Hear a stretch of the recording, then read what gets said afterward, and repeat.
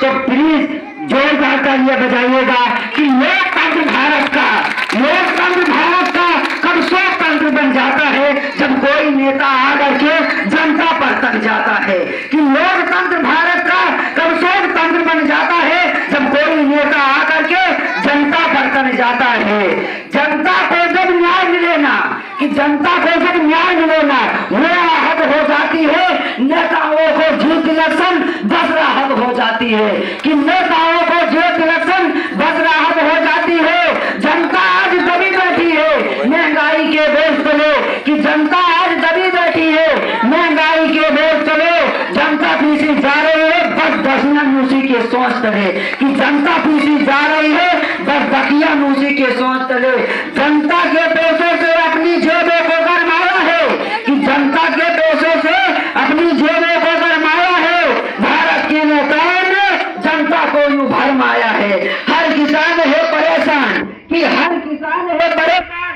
हर युवा भटकता है दर-दर, कि हर किसान है परेशान, हर युवा भटकता है दर-दर। नेता मोल उड़ाता है बस अपनी जेबें भर-भर, कि नेता मोल उड़ाता है बस अपनी जेबें भर-भर। यहाँ पर तक कि इतना घूस लेते हैं कि हमारे गांव की सड़क भी नहीं ठीक से बन पाती है।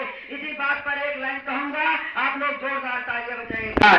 कि सड़कों के हैं हाल बुरे, कि सड़कों के हैं हाल बुरे, चलना मुहाल हो जाता है और डीजल पेट्रोल के दामों से तो हाल बुरा हो जाता है। जय हिंद, जय भारत।